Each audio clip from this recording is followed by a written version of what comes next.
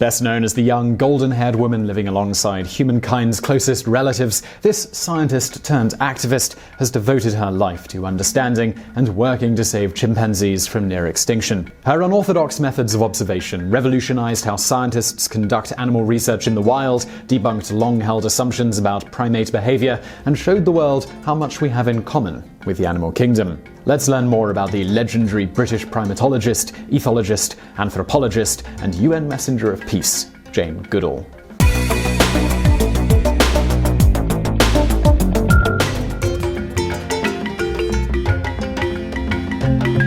Valerie Jane Morris Goodall was born in London, England on April 3, 1934. She was the oldest of two girls born to Father Mortimer, an engineer turned race car driver, and to Mother Van, a successful novelist. Exactly 4 years following Jane's birth, her younger sister Judith was born and completed the family. This happy foursome, though, it would be short-lived. With World War II declared in England in 1939, Jane's father enlisted and was posted to France. From then on, he would become a distant figure in Jane's life, only rarely coming home when he was on leave. After the Allies declared victory and the war was over, the Goodall marriage ended in divorce. A few years before, Jane must have known it was coming. The youngster wrote a heartfelt letter to her father, pleading him to wait until she was 12 years old. The divorce of Jane's parents may have had a greater impact on her if her mother hadn't been such an influential and supportive parent. Jane says it was her mother, primarily, that encouraged her to live out her passions, saying, "Jane, if you really want something, and if you work hard, take advantage of opportunities, and never give up, you will somehow find a way." Her mother would later play a role in Jane's early career, traveling with Jane and staying on the camp at the Gombe Reserve. Jane spent the majority of her childhood growing up in her maternal grandmother's 1872 Victorian house in the resort town of Bournemouth on the south coast of England. They had a yard with a garden and trees where Jane spent most of her free time. Surrounded by women, Jane shared the residence with her mother, sister, grandmother, and 2 aunts. It was a happy home and a place Goodall, now in her 80s, goes back to when she needs to relax and recharge. She says, "All my childhood books, the trees I climbed as a child, the cliffs where I walked, I'm blessed in this way." Young Jane developed an early fascination with wild animals. At just over a year old, Jane's father gifted her a lifelike, 3-foot-tall stuffed chimpanzee that she affectionately named Jubilee and carried around with her everywhere. Jane's mother's friends were quite horrified by the toy chimpanzee, fearing it would give the young toddler nightmares. Quite the opposite, though. Jane loved the toy, and she still has it, over 80 years later. Being that Jane devoted her life to researching and saving chimps, the early gift of a stuffed chimpanzee seems like the ultimate foreshadowing. But Jane admits she is keen on all animals and would have studied another species if the circumstances had been different. In fact, as a girl, Jane did not limit herself to learning about just one kind of animal. Jane would often be outside the family home, in the yard, quietly observing, sketching, or writing notes about birds and other creatures. Her family had a host of pets, including a tortoise and a dog, and the young Jane took in many more, including racing snails, caterpillars, a lizard, and a canary. Jane was an avid reader too. Some of her favorite books included Dr. Dolittle, Tarzan, and The Jungle Book. Reading these books ignited a desire to go to Africa someday to observe and write about wild animals. Jane was also a curious and patient youngster. Once, when Jane was 5 years old, her parents could not find her and presumed her missing. As panic ensued and a search began, it turned out Jane had been sitting in the henhouse waiting for the chickens to lay eggs. This quiet observation and persistence is the hallmark of how Goodall would later conduct her research at Gombe Stream. While Jane entertained fanciful thoughts of Africa and longed to be outside in nature, she was still young and enrolled at the Uplands private school. By all accounts, she was a good student, but felt the routine of the classroom unbearable. At 16, she confided in her diary, writing, "Woke up to be faced by yet another dreary day of torture at that gloomy place of discipline and learning where one is stuffed with education from day's dawn to day's eve." Despite these feelings, though, she managed to embrace her school studies and finished strong, focusing her interests in biology and English. She even won 2 prizes for essay writing. In 1953, and at the urging of her mother, Jane enrolled in the London's Queen's Secretarial College and graduated 1 year later. After receiving her qualification, Jane held clerical jobs in Bournemouth and Oxford University. She also sometimes waited tables and took a part-time job with a film company. Still, Jane never gave up on her dream of going to Africa, even if the idea seemed far-fetched. In 1955, Jane Goodall received a letter from Chloe, an old school friend, with an invitation to come to Kenya.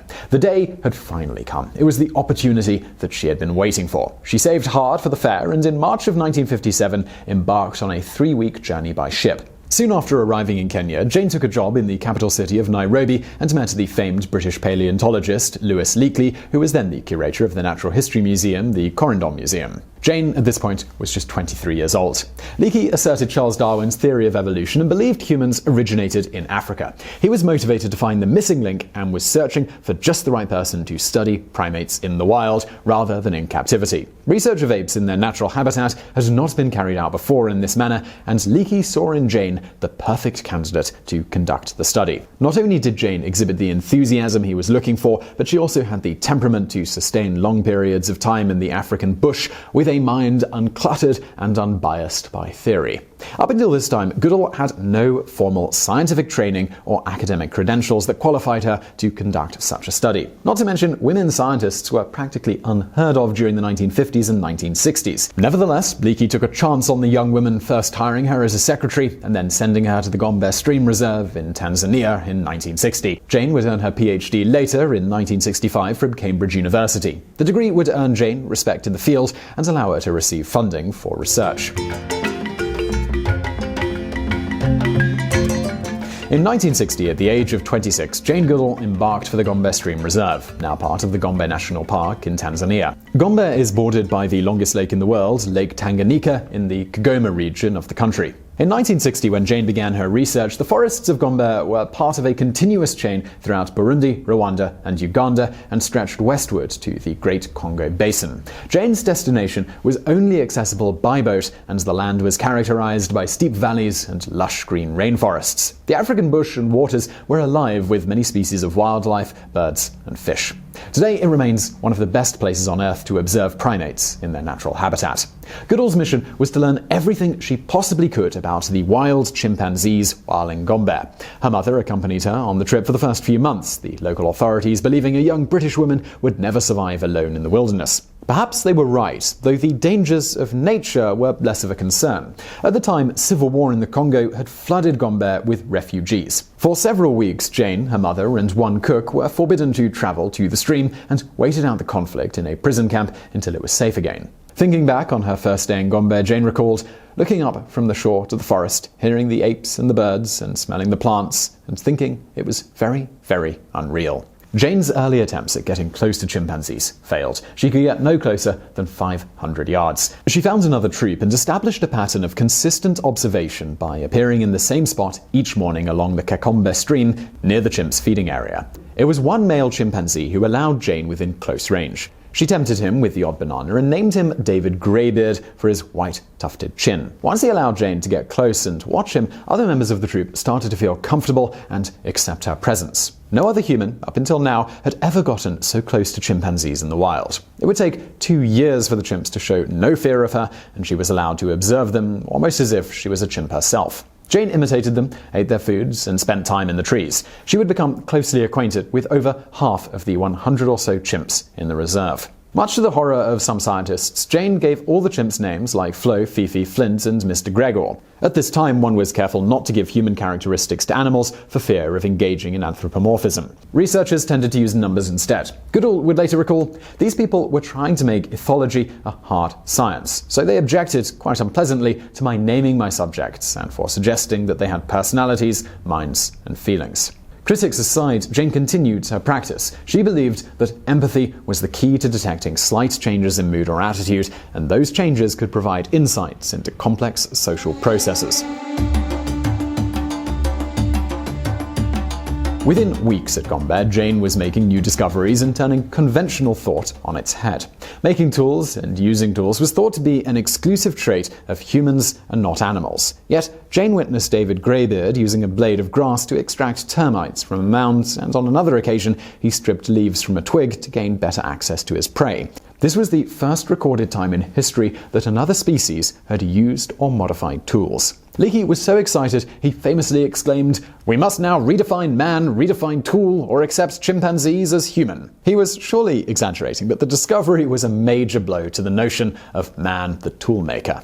A few weeks after the tool-making revelation, Jane observed David Greybeard eating what looked like a piece of meat. It was a piglet, and so the long-held theory of primates as strictly vegetarians, well, that was also debunked. Through Jane's observations, the world would also learn chimps engage in cannibalism and warfare. Jane witnessed a brutal 4-year war with a neighboring tribe that devastated the chimps. Male chimps also routinely patrol the borders of their territory and will attack a solitary male chimpanzee from another tribe in order to protect their area. This dark side of chimpanzee behavior, Jane Goodall likened to gang activity. Living amongst the primates, Jane observed that chimpanzees have complex brains and social systems. The caste system of chimpanzee society places the dominant male at the top, which is often ranked by how intense his performance is at feedings. Over the course of her research, Jane discovered chimps to develop long-term bonds with each other, have ritualized behaviors, and even a primitive language with 20 unique sounds. Chimpanzees possess individual personalities and communicate through touch and body language.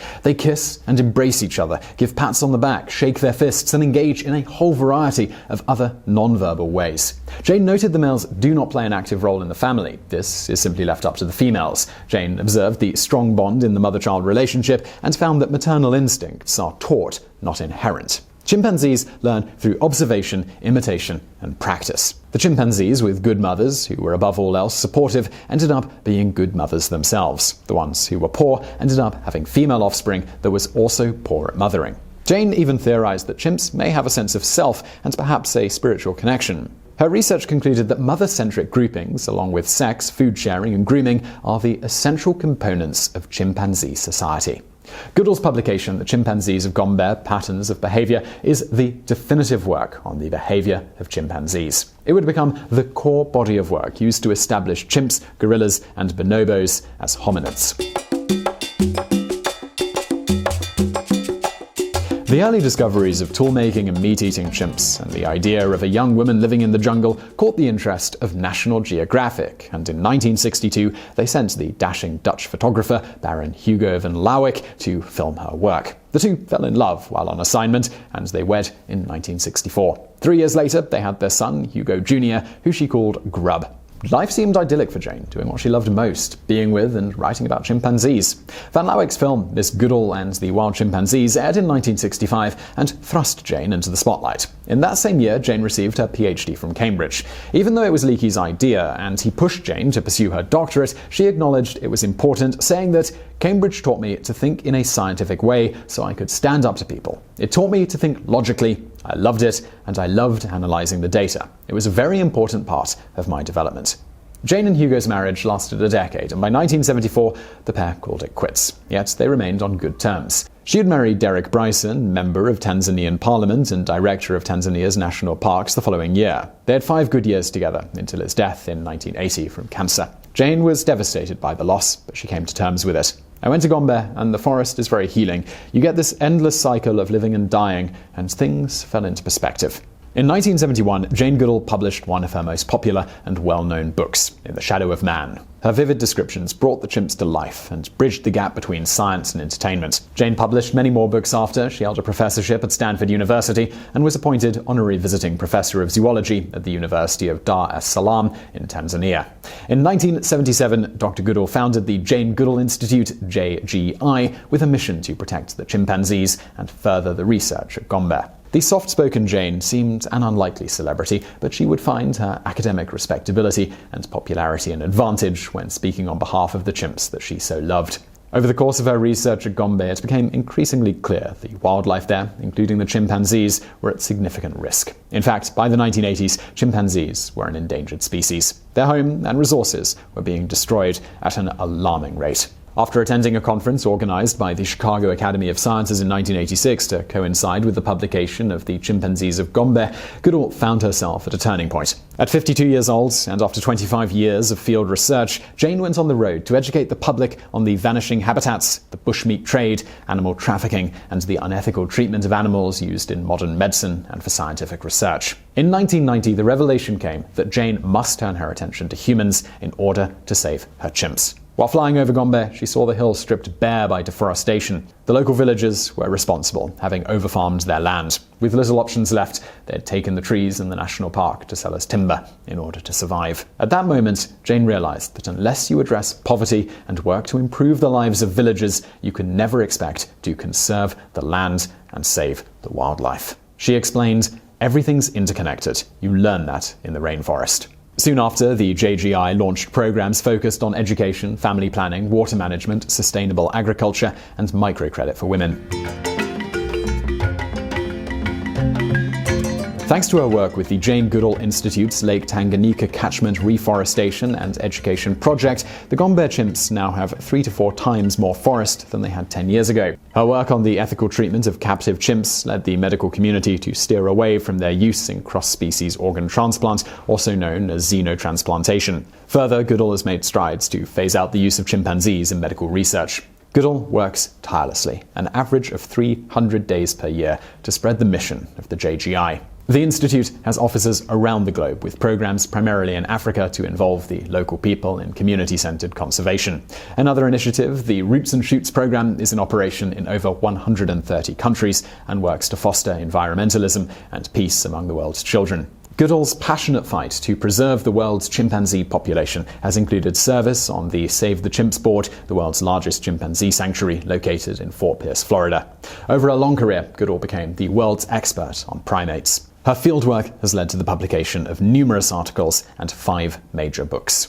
She has also written a number of children's books such as Grub, the Bush Baby, Chimpanzees I Love, and My Life with the Chimpanzees. Countless people over multiple generations have gotten to know her work through the National Geographic magazine, television programs, and IMAX film, Jane Goodall's Wild Chimpanzees. Jane, a new documentary film by Brett Morgan, was released in 2017 to critical acclaim and features over 100 hours of archived National Geographic footage. The trailblazer, Jane Goodall, is still captivating audiences all this time later.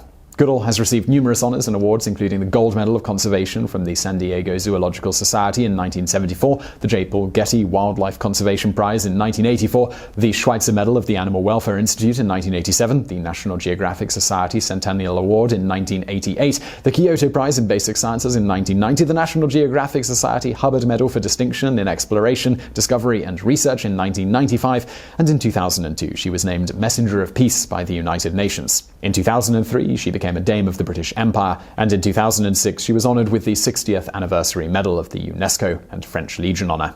She also holds multiple honorary doctorates from various prestigious universities around the world.